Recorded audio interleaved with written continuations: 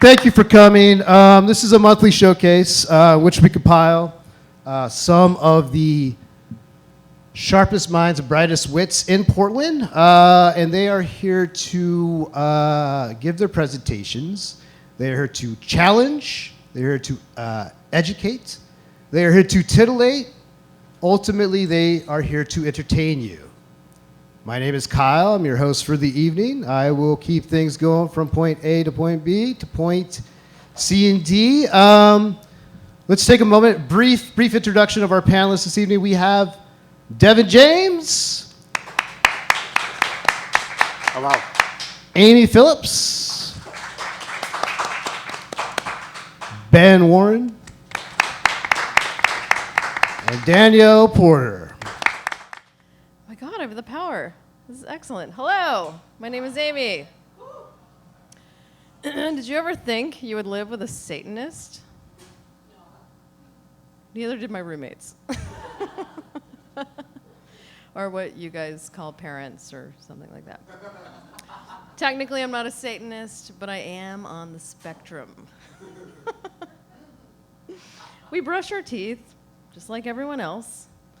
And you'll probably notice I'm not wearing any of my skulls or crosses or any of the stuff we get with the startup kit. Don't want to scare away the children. Because what else are we supposed to eat? Like, ugh. What do we do? What do you do exactly? Let me talk about what we don't do. We don't fear. Don't have time for that. We don't shame. That's not something in our thing. And we definitely don't pay for parking. Like I got a spot right out front, like it was completely open. It's part of the sign-up bonus. Like you just get free parking everywhere. I'm here to invite you to consider of how Satanic Panic could benefit you. Both personally and in your business lives. We at Satanic Panic offer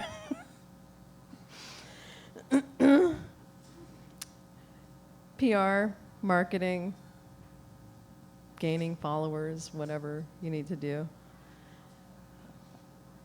We're really into funding the arts. Let's say your Instagram is not getting enough followers. We can help you with that. Oh, you're making this worse.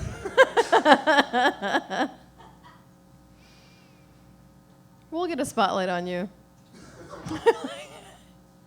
We're going to blow up your Instagram. Is your retail business in the red? Perhaps one of our negative publicity campaigns could boost your sales. Tired of owning a daycare? Who isn't? We'll make sure you never have to be within 500 feet of a child.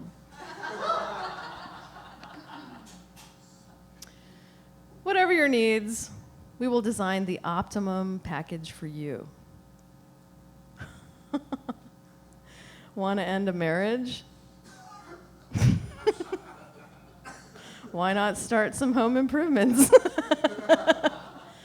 Nothing like a good kitchen remodel to like end a relationship on the rocks. Here's a short explanation of who we are and where we came from. There's not a map really, but it's the uppiest, up, northeast, north. I'm gonna do that because I don't have my heels on. But that's where we're from. It's a bit off-road. No guardrails. Not up to OSHA standards. Originally co-owned by God, trademark, I don't need to explain. And Satan, who was kind of like a regional manager of sorts.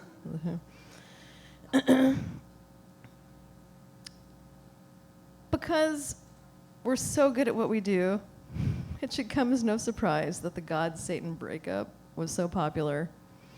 and publicized. We did that. We were bigger than Brexit.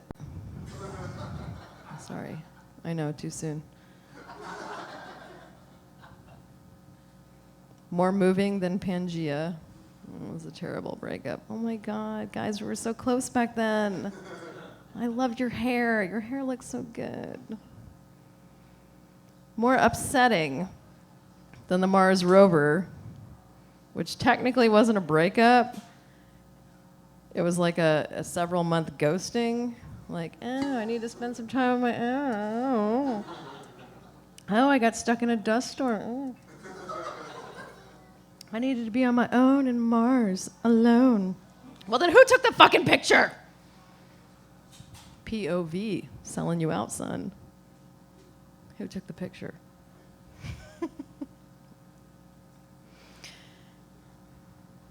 Okay, we're done with that. All right. Back to the falling out, or more to the point, the falling off. We told you about the no guardrails. Satan, wha-pow, was cast down from heaven. They internally joked, and they were like, he got promoted to customer. And God was like, everything you own and a box to the left. What a prevert. It was for the best, because technically Satan's career really took off after that. He became like hot, like super hot, like 4 stars hot. Really hit the scene. Technically, it was God's people that made him that way. They really helped him launch his successful moral panic movement that the world has never seen something of the likes of. He is undefeated. No other comes close. I've heard of the term, like, he's a phenom in this realm of, like, panic. My favorite documents between God and Satan after the breakup, which a lot of people don't get to see, but I have secret intel because I joined the club. It's a combination of, like, shit talk and flirting. I'm like,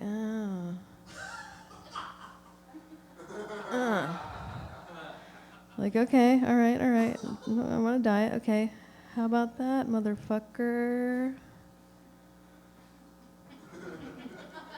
Just you wait. And then, whoops, how'd that get in there? That one really sucked because it ruined all of Satan's record collection. I mean, technically the records survived, but you want the pictures. Every year, Satan would send God a Christmas card. Like, oh my God, it's a holiday. And then, of course, before Easter, this one was the cutest. Like, I'm like, oh. And then on the inside, it says, like, JK. That's it. And here's where we're going off-roading. Do they get back together? I don't know. What's going to happen? I'd really like them both on the same team because this is a great marketing scheme. Oh, yeah. All right. Okay, guys. I think we won. And we're done. Thank you.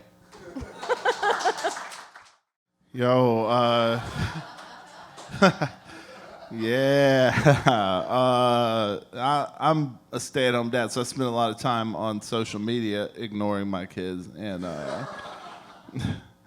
maybe this talk should be about how long can Ben hold the seal after he's broken it. I shouldn't have gone to the bathroom before this talk.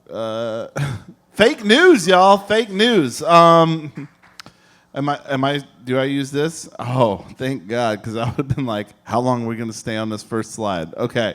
I picked this slide for a few reasons, y'all. One, that's like, he's not the creator of fake news, but he tells people he is, and that's just the fakest news there is. But also that little box underneath, right? So we see slides and things come across our media all the time. And this one was designed so that people could just plug in whatever they wanted on his little banner. I couldn't figure out technologically how to do that, so I just went with PowerPoint. But fake news. So the origins, it's been present since like basically written word. Fake news has been around from the first time somebody was like, hey, this herb will cure your cancer, up to like now where presidents and people trying to be in power are like, oh, hey, this is right and that's wrong. I'm quite drunk. I went for it. I've been drinking Long Island iced teas and rum and lemonade. Yeah. Yeah, so snake oil salesmen, presidents, kings, they've all used fake news. Very limited exposure to it, though. You know, you just kind of get your local audience before the internet. But now we're kind of inundated in it. Every day we've got to wade through this like bog of eternal fake news that's just like, oh, vaccines give you autism, and oh, pseudoscience this, and hey, try my airborne remedy for the flu. Like, I'm just putting that out there because that's also bullshit pseudoscience. I can't even read that right now. There are a lot of categories of fake news, and the stuff that's on the left side over there, propaganda, clickbait, sponsored content, hoaxes, that stuff is like not quite doesn't have as much of an impact, but when you get over to the right, you get the conspiracy theories, the partisan shit, the pseudoscience, the actual misinformation, and just the total bogus reports. That's the stuff that has the big impact because people believe what they want to. If it fits your timeline and if it fits your mantra, you will believe it and go along with it. Like you'll be more likely to anyway. It's something like 59% of people will share something that they haven't even read if they believe it. You know what I mean? So confirmation bias is a real deal. We got the pitfalls of fake news are that. Oh man, I'm standing outside the tape. Holy shit! I'm not even.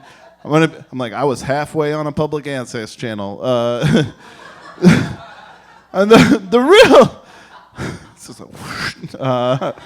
The real pitfalls are the information illiterate, you know, and that's kind of like maybe old people mostly, but also young people that just want to believe what they want to believe, folks who are looking for their confirmation bias. You got tons of media sources, but I didn't know this. It's more than half, but more than half of Americans get their news from social media. Did you guys know that? More than half. And they agree that it's not necessarily accurate, but it's convenient. That's just fucking sad. Like it's easier to find something that like agrees with what you believe than it is to read for 5 minutes. I don't know that there's humor in that. It's more just sad to me as a scientist. The other big problem, so you got your media sources, your popular opinions, your social media, and then the big deal that I see coming down this pipe is that people are so offended by the presence of shit that might not be real that they're willing to just like welcome censorship. Like, hey, let's downplay all the shit that might not be real so that we don't have to interpret anything and we can just be spoon-fed this shit, you know, like a vegetable in a hospital that's sitting on a respirator. That's not really funny. That's just sad. So the onus should be on the reader. That's what I'm saying. Like if you are out there and you want to be considered a higher life form than someone that's decapacitated and has no brain function, you should be able to interpret the fucking data. Like, it's not that hard. I mean, literally, what did I see the other day? Vaccines given to people in Africa are laced with drugs that are sterilization agents. Now, I'm not saying that there aren't some heinous fucking white dudes out there causing problems in the world. But the body doesn't work like that. Just like all you got to do is check a fact-checking website, read a couple of other news articles about it, look at what's going on in the world, study a little bit, and then decide that you're not going to post some bullshit where 66% of our fucking people are getting their news, okay? I'm kind of wound up about this, and I'm really sorry. We got to learn the definitions. We got to stay current. Here in Portland, most of y'all are current on your definitions. I don't need to lecture you about that. We got to be skeptical of our sources, and we got to be investigative. And this may be part of the reason why people who are old fucks are just disseminating so much fake news. They were found to be doing a lot. So here's some buzzwords. Astroturfing. That's... Yeah. I don't know. Like fucking on fake grass. I don't know what that is. Astroturfing is like a fake... If you're like a fake charity, a fake grassroots movement, right? You got no roots. You're just plastic bullshit that's going to poison us all. There's a lot of stuff on here. If anybody got a question about any of that shit, y'all know what all that stuff is. Cloak sites, confirmation bias, content farms, not content farms, okay? Content farms. All right. Some people are content reading content, but you don't necessarily want to do that. We're all out there in our echo chamber. One of the interesting things was dismiss and mal information, right? Malinformation is like dismissal. It's they're all different, right? So I gotta see if I can remember this. But malinformation is stuff that's like it's real information that's designed to attack a single person. Misinformation is something where somebody just doesn't understand what they're talking about. They're just spewing bullshit. And disinformation. Shit, that's the one we're on, right? We did misinformation. Shit. Excuse me. I gotta tune up here. Hang on. Okay. Malinformation is malicious. Misinformation is incorrect, and disinformation is intentionally put out there to trick everybody. There you go. Did it. Just took a little rum. We know what fact checking is. It's just fucking doing your homework, your filter bubble. That's sort of when you're out there and you're in your little bubble of people, and you know, if all of your friends are saying jump off the cliff, just think about it before you jump off the cliff. Herding phenomenon is when a ton of journalists start picking up a story. A whole nother set of journalists pick up a story. They all want to take that story and run with it with the same angle that person took, even if they're like with Breitbart News or whatever. Breitbart. I refuse to call it Breitbart because they're fucking morons.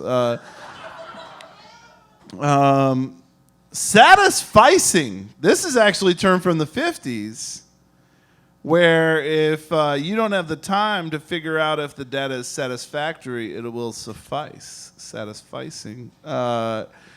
And triangulation. This is an important one, okay? So if you're worried about your media bias, you want to triangulate. So you maybe would watch like CNN, Fox News, and one other source, and see which points correspond between the three. Kind of like when you're trying to find like a lost person, you want to triangulate the spots. You want to see where the last seen point is. You find the person with the corresponding things, right? And that's how you can ensure that you're not getting fed spoonfuls of garbage.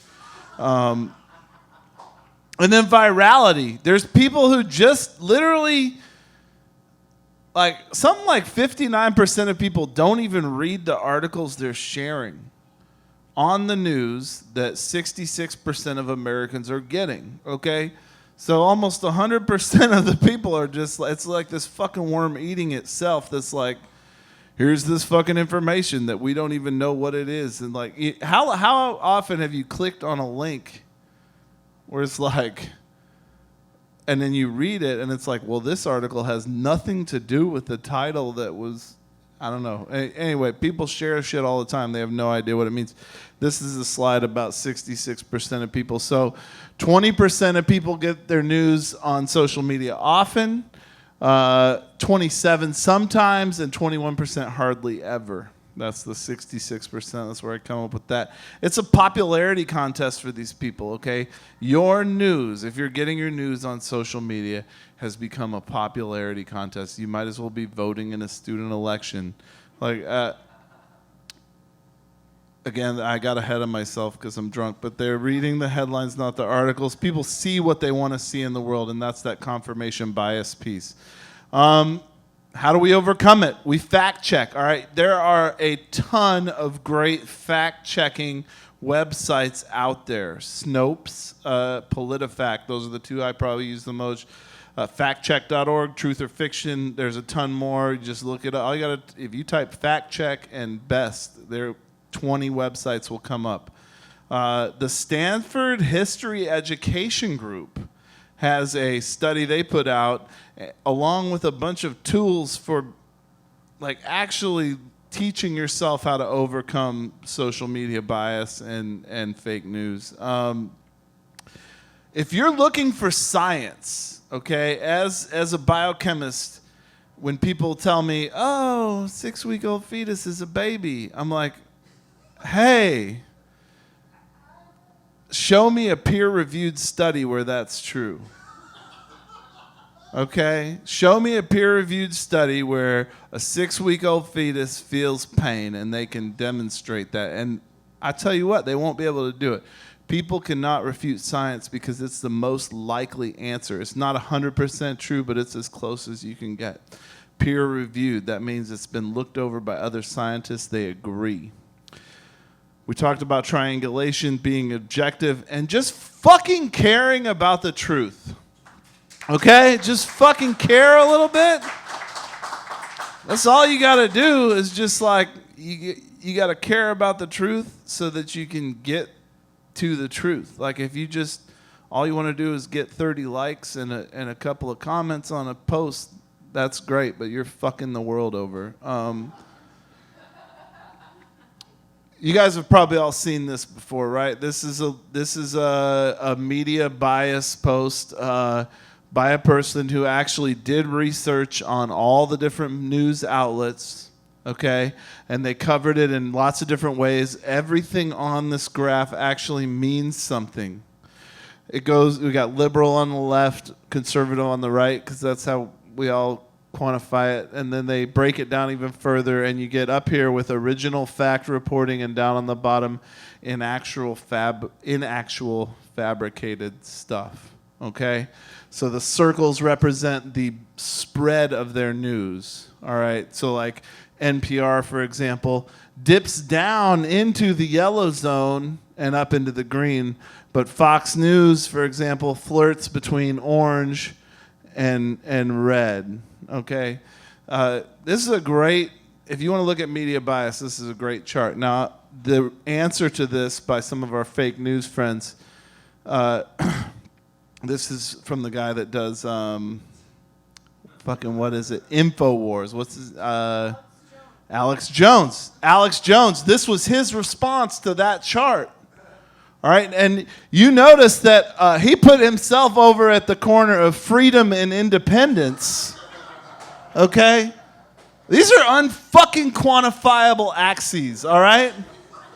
Freedom and independence, give me, and then NPR down here over at tyranny and state run, okay? All I'm saying is, I put this on air to prove a point that it's not that fucking hard to wade through, okay? Some people think that censorship is the answer, and I say no, the onus is on the person, okay? It's a little bit hard. It takes a little extra time, but you can look at these things with a critical eye and just figure it out in like 10 or 15 minutes instead of 20 seconds, even though it's easier to get a like and to repost than it is to read an article. To curate the balance, you guys, I found a couple of websites. I put them up here. Allsides.com provides headlines from all kinds of different media groups, and they also do bias checks on them. They have a buzzword dictionary where all the new terms are being identified and spread. Headline news, unbiased headlines from all over the world, which is important to get outside of our American view and see what's going on in the world. Pearl Trees is a cool website where you can actually combine different whatever you want. You can create your own echo chamber in there, but like make a balanced one. And you can have fact-checking groups next to unbiased media and all kinds of stuff. And then Swipe News, I thought I put it in there because it was made by some kid in Finland, and it just like is swiping through different news things. Okay, we were told to bring sources, so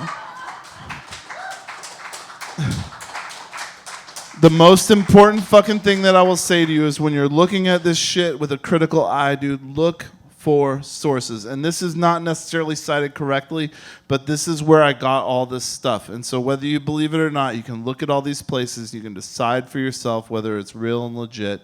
I don't have anything else for you guys. Thank you so much for your time. Please welcome back to the stage your host. All right. Are you a fuckboy? I want to start this off by saying that I have recently decided that I will no longer date fuckboys. So really, this is a presentation for me.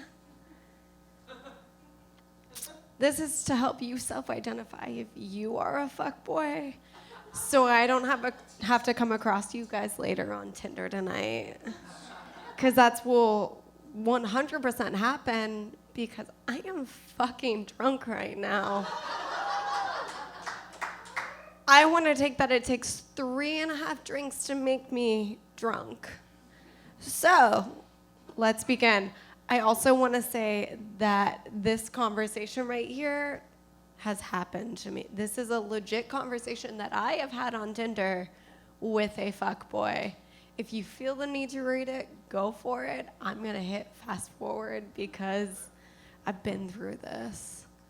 So, let's see if I can hit the button. Which button is it? To the right. Okay. All right. So here's a fuckboy definition. The first definition that most people know is a person who initiates conversation with one end goal in mind, who disappears after they get what they want. Now, I want to reiterate here that there is another definition that is a man who is lame, who's sex, who is not shit. Now, this is basically the equivalent of a basic bitch, but in the man form.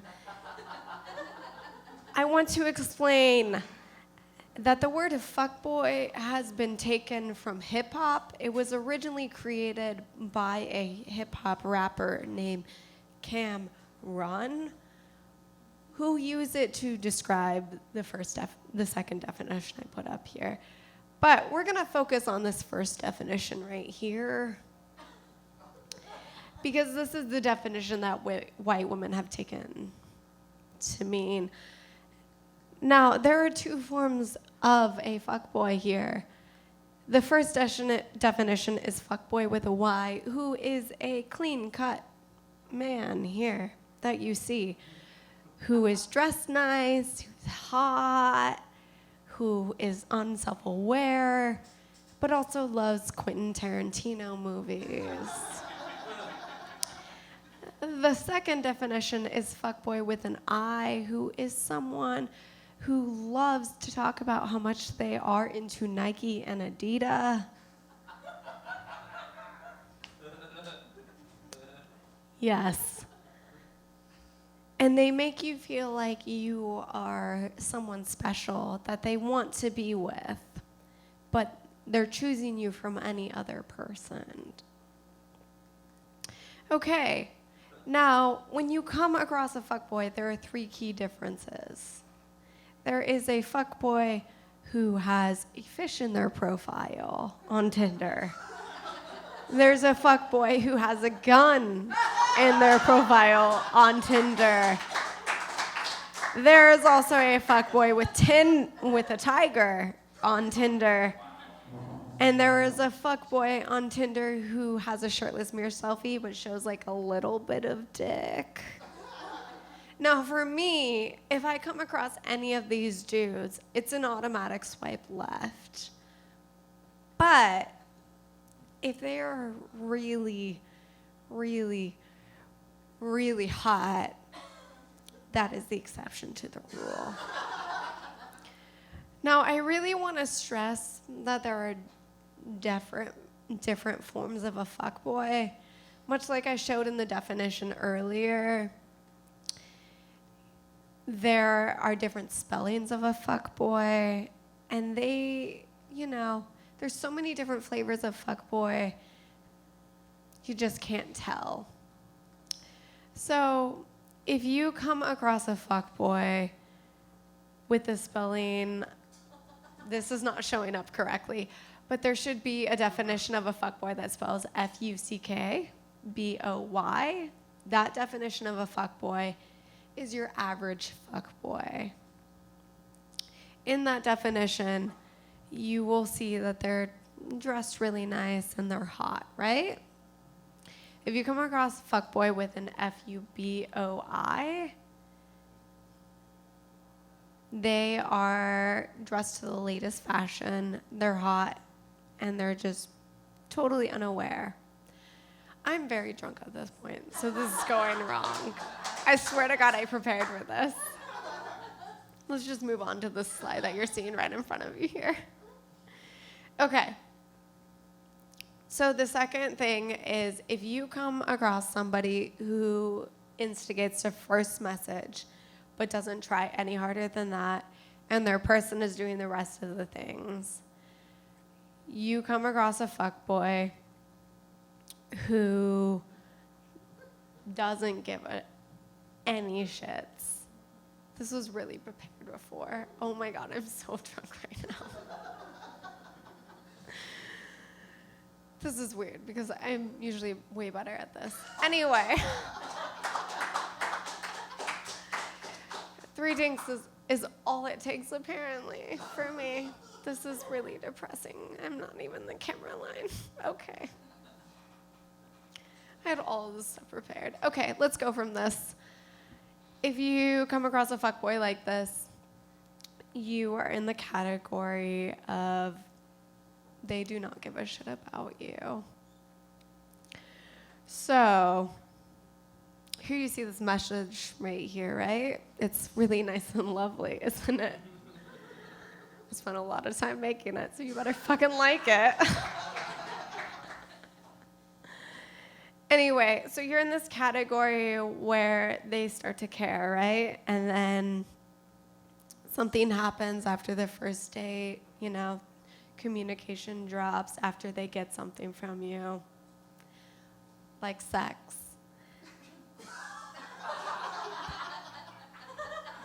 And then you start to hit this weird lull right here where they just disappear. Bringing us to our next slide that I worked so hard on. Okay, if you look really hard, let's see if this works. If you look really hard in this area right here, this is like any normal relationship besides a fuckboy, Everything's going great, You're texting all the time, you're seeing each other, There's some sort of PDA going on. You're definitely having sex, most likely not in public. Yep, that happened.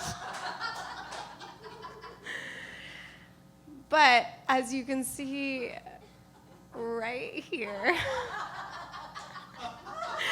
there's this lovely lull happening. God, I prepared so much for this. There's this lovely lull happening where our little ghost buddy is. And that's because you're being ghosted. The reason why you're being ghosted is because they're cutting all communication from you because they don't care. Much like what happens to me in regular life. Yeah, it's an awe moment right there for sure. 3 whiskeys and all it takes is me to break down. All right, so this ghost right here, you see, they've cut off all communications and you're left being like, what the fuck happened? But don't worry, because much like the water cycle, this will repeat itself. And you see right here, this lovely right here, you reach this point where they will come back eventually. And, you get the occasional "you up" text. Okay, I fucked this up. But if you answer yes to all three of these questions, being what we talked about earlier, congrats, you're a fuckboy. Yay! I didn't say this earlier, but ladies can also be a fuckboy. Don't worry, you're not excluded from this. You're still called a fuckboy, but you are 100% also a fuckboy. So, if you're a fuckboy, it's okay though. There's a couple options for you. You can either embrace your fuckboyness and let people know in your bios or when you're meeting them that, hey, I'm a fuckboy, just so you know. And it's giving you that option to let them know efficiently that you are a fuckboy. Or you can embrace the fact that you are a fuckboy and decide to become a reform fuckboy and, take steps to recover from that. And the first step to that is answering your fucking text messages. All right, guys. I am very drunk, and this is not how I planned it, but thank you. Amy, you're a local stand-up comic. I am. Yes. Are you from Portland originally? I am not. I actually moved to the West Coast from Lancaster, Pennsylvania, where the Amish people live. Oh, can people, or can we move that mic a little closer to you? And because I'm 2 feet away, and I want to say Lancashire, Pennsylvania. Lancaster, Pennsylvania. What? Amish country. Oh, some people know. They're cool. I could trace my family back to the Mennonites, which I guess is related to Amish, which explains my fear of technology. And, Understandably. Yeah. So what's it like growing up in Amish country? Was it Western Pennsylvania? Okay. Somewhere in the state. It's a big state. Yeah, it's a... Between the two cities. Right? Aim for the farmland that smells like poop. Okay. You'll know that you always know you're home, and you can smell the... I think that's a line from Mad Men. You miss the smell of horse shit, don't you? I miss it. Okay. It's actually kind of comforting. All right. What was it like growing up in an Amish country in Pennsylvania compared to living in Portland, Oregon? So I had never been as far as I actually had never been far west at all, and I went from Amish country, where everyone is Amish and bearded, to the Pacific Northwest, where the gentlemen are bearded. What people don't know is the Amish gentlemen have a beard. They grow their beard once they get married. It's the symbol to the outside world. I'm taken. It's like a wedding ring for your face. So when I moved out here, any gentleman who talked to me with a beard, I was like, oh my God, what a homewrecker.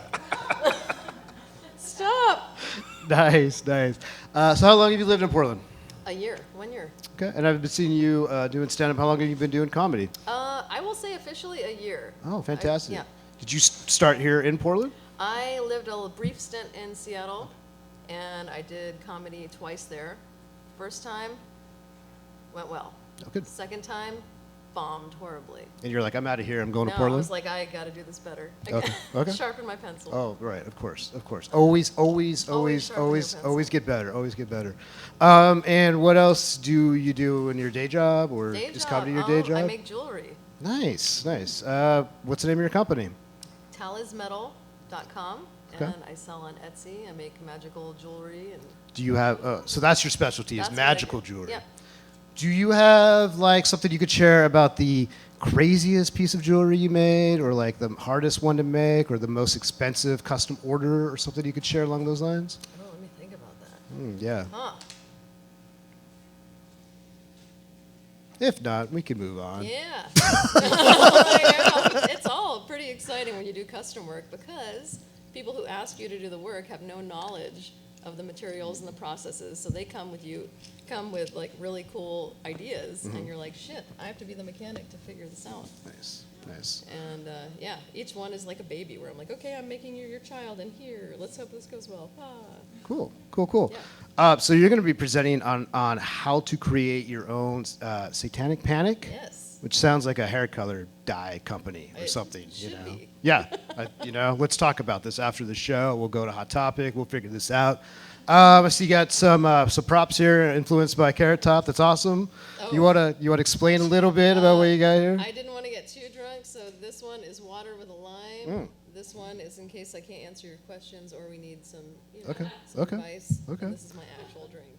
So if somebody would like to buy you a congratulatory drink throughout you drink it Tecate. Yes, please. Okay. Moral Satanic Panic reminds me of being in preschool. The owners of the preschool had this cave underneath, and they would push all the kids down these slides behind the toilets. That's what they call them? Yeah, whatever, and engage in 6 hours of ritualistic satanic abuse. It was horrible. But they had great music with Metallica and Judas Priest. I was, I could have stronger for it. I could have gone without the hours of defilement, but the music was good. That's all I can say. Well, I'm excited to hear your presentation, Amy. Let's give it up for Amy Phillips. And to Amy's right is Ben Warren. Let's give it up for Ben. Hey. Are you pointing to somebody over there? I'm not quite sure. Oh, No, do you no, want? You could just slide that microphone closer Trying to to decide you. what mic to use, but I think I'm mic'd up pretty good right here. I think you should put them We're both. good. I think you should. I think we should do double. Yeah. Okay, Ben. So you have a beard. Are you married? I am married. Okay, good. Yeah, All right, great. Are you from Portland? Not originally, no. See, this is the thing. You are originally. It's weird. Yeah. You're the weirdo here, I'm man. sorry. Where are you from? Where I grew originally? up in Oakwood, Illinois. Okay. No idea where that is. Yeah, it's you just look for the big herd of cows, and there it is. Is it Amish It's country, south Illinois? of Chicago. No, there are Amish in Indiana, but not in Oakwood. Okay. And then did you come to Portland via Illinois or? No, via Boise, Idaho was the last place I lived before here. Okay. Okay. So comparing Boise to Portland, how is that? Well, it's a lot more diverse here. Here Yeah, in Portland. yeah. That's weird. There's more diversity in this room right now.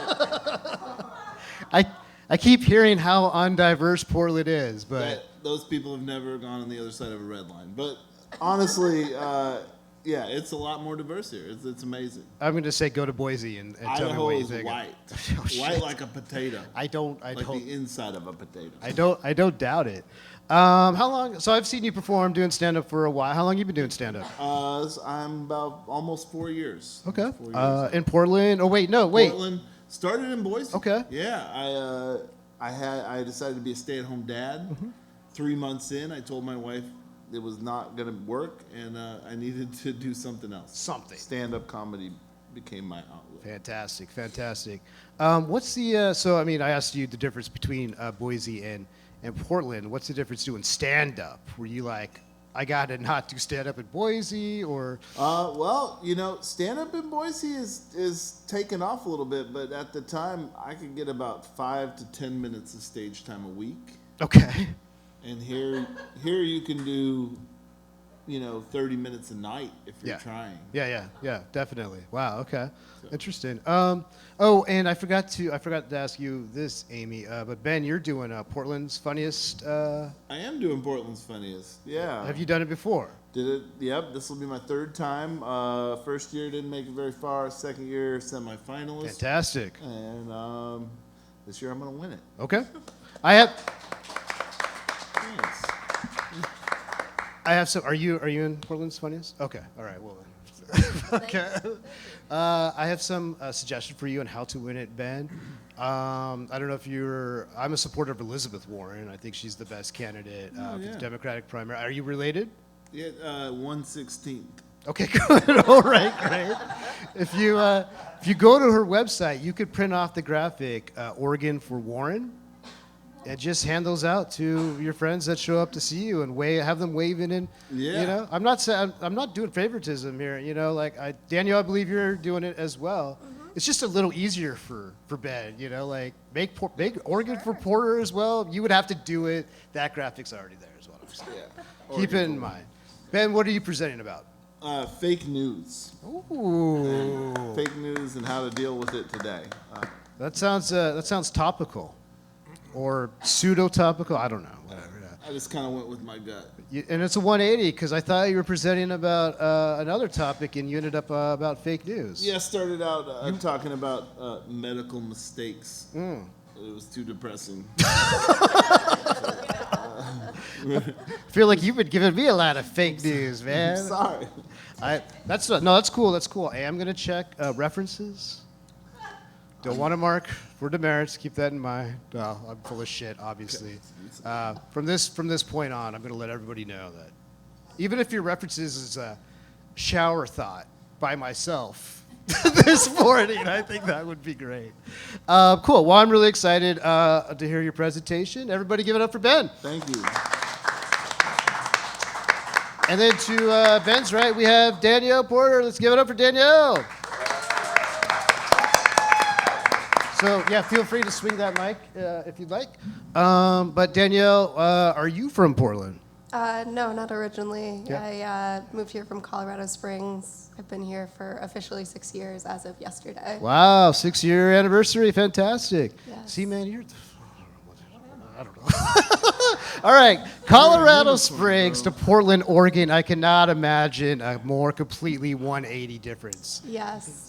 Say a little bit for those folks who don't know Well, what the reality apparently Colorado Springs is very conservative, but when I lived there, I lived in a liberal bubble, so I had no idea until I moved to Portland how conservative it was. I did have some insight, though.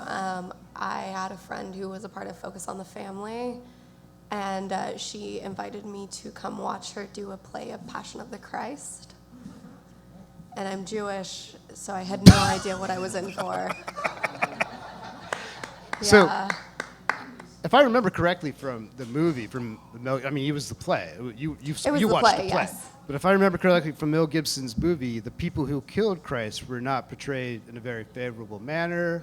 No, they And were the Jews. If you watched the South Park episode, you would understand. I feel like Kyle, not this Kyle, but I feel like Kyle from South Park.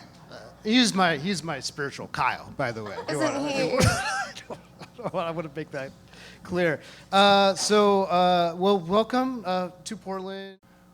What you see is a lost soul who perpetually is riding over potholes. I connect fully with emotions I got hold up, ready to blow supernova from soft glow. I'm like the sun, my universe is expanding. I'm exercising, throw a verse in the damn ring. I'm Texas-sized with all the purpose I can bring. I'm weaponized, I'm like a furnace, I'm sampling. Anyone who put their soul on a stage, or anyone who put the soul on a page, or anyone who put it all in the same bucket, they say, fuck it. I'm going forward, I'm game to put it all on the line. Imagine if all of the time that I put in got $1 a dime for every minute, every second I was crawling or crying, where you can see my bones. And through the city I roam, looking at the elephant that's sitting in a room like, will people recognize me? I hope. Look into my eyes to see the pain there. Hey now, I'm saying now, the paintbrush is my safe house. See, I can get away from it all and put the color to the paper as I say, proud way loud, punch it and put in the work. You're gonna have to put your foot in the dirt, put your shoulder into it. If intuition is fluid, then let's do it and prove that my passion is congruent to the money I make. Man, I've been running on $8 up in the gas tank the sum of my day. Come and I witness to the hovel I make home and watch me dance like Muhammad Ali alone. And watch me sacrifice. And don't act surprised. See, everybody has the right to express themselves and take a stab at life. In the beginning, it might be abstract. In the beginning, it might get laughed at. Stay in the vicinity of those who don't laugh, and you'll get the liberty to hone that dope act. Hone that whole craft. Don't go hold back. Put your soul in it and go for broke, man. Put your heart in it. Grab the sword with both hands. Get ready to fight like a soldier. No chance of giving up. Man, I'ma hit him and hit him up. Give me a minute, cause this is simmering, sizzle up. Lit up legitimately, I'm livid at minimum. I'm giving up my world to admittedly give a fuck about. I know you care, but I act like a Dracula in the face of a mag light. It's accurately depicting my fear of no one ever saying anything I did was that tight. Either way, I just keep doing it. I wouldn't even stop even if you were to ruin it. You would assume that if you were fortuitous enough, you take your chances like a dude in a stewardess, so jump and take flight. You can see the magic of the world from such great heights. Automatically, the world is a suffering type. Learn how to be the shine when it just ain't right, when it just needs light. Turn them brights on. Survivor's anthem, it's a fight song. I know the horizon is dark as hell, but let's try to keep the damn lights on. And right, wrong, scream and let out the beast. You know you got to get the let out the seat of your pants locked and loaded. Get the hell out of me. The world with guns blazing, and I'll sell out the seats to that show. And baby, we can do it. Hope is still what draws the people to it. Take your canvas and pull an easel to it, then spill your guts upon that piece of music. Fight for what's right. Get on the front line, because sometimes we beat the odds like a drum line. When we combine the sunlight with love, because love is like a snapback, it's one size that fits all. And you can sit tall when hate gets dissolved and are guarding up like a brick wall. Let's get love on everybody's lips like a lip balm and spitball the dreams that we all want to live while we're on this planet. And I'll tell you, I've come to understand this. See, everybody's got the evil inside, but you still catch my heart if it was underhanded to you. So let the love flow through you. Everybody's beautiful, it's so true, you know, man. Guess we just riding on the waves of emotions. I know it's dangerous, but stay with it, old friend. I have to say that you're braver than most men, most women. I hope the negative don't sway your emotions. Here's hoping. Here's hoping. And so that was Heartbreak Symphony. So we played that for her, and she decided not to quit. And it's just, that was my way of just explaining, telling a story about what was going on and just getting it out. And so I'll do one more piece. This one's called The Case. This one is my version of, it's like you're a detective on a case and fear is the case. You're trying to figure out, maybe you're struggling with, man, I'm afraid. I know I got to do this thing, but it's tearing me up, so now I got to explain it. So here goes. The case has me going to a place that's uncomfortable. Because before, when they were released to chase, I just run from them. And now, it's staring me in the face. And my excuse has been that I haven't been confident to handle what's behind that door that might punish me. Beat me up and pummel me. Treat me like the Punisher. Eat me up, chew me up, and spit me out to tell the truth. But when I add it all up, the sum of truth hits me with a sobering dose, like 100 proof. See, this is where my destiny lies. I got to run into that place that I've been afraid to investigate for a month or two, even though I knew it would solve the case. I hesitated because I knew that this is where everything would funnel to. And as much as I've held it together, this is where I also knew that everything would come unglued. But this is where it bubbles up. This is where it bottlenecks. I either go in there with my novice neck stuck out, exposed and vulnerable, ready for what's coming next, or watch this case go cold and sign my autograph. Signing off on all the crap that everybody talked with respects to the fact that this case was supposed to end up in a box like an artifact. They said it was done. They said I was done. But I am not done. No, I will not run away. If I have to, I will run right into the barrel of a shotgun. But I am scared to death of what comes next. I'm scared to death of putting myself out there. I'm terrified that from these lips, all the plans to solve the case that I had talked up have been the same lips that I never pulled the trigger on and shot from. And that was the case. So, in conclusion, flow therapy. It's a way to just tell what it is you're feeling inside. If you're poetic, you can make it poetic.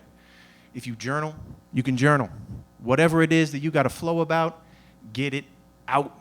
Because each person's story needs to be heard, and it's really what gets the weight of the world off our shoulders when we take what's inside and we get it out. Thank you.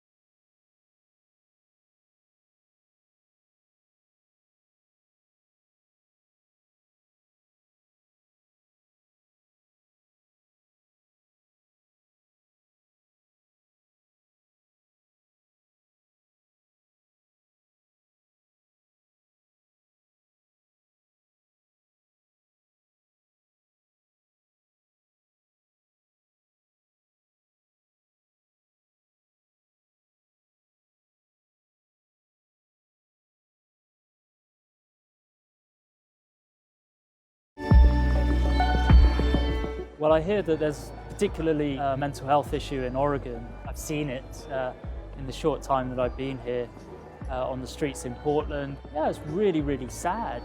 If they could have had some deep care earlier on, perhaps they wouldn't be living on a tent in the streets or worse.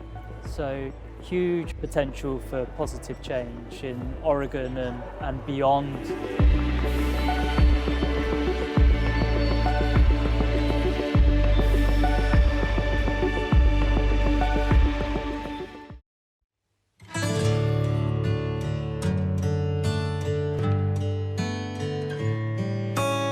Imagine a healing revolution, a breakthrough therapeutic model that relieves distress in cancer patients, treats depression, anxiety, and addictions, enhances openness and creativity, promotes a sense of overall well-being, and inspires spiritual growth. An approach shown safe and effective by scientific research at top universities like Johns Hopkins, NYU, UCLA, and the Imperial College of London. Imagine psilocybin services in 2020. Support the Oregon campaign.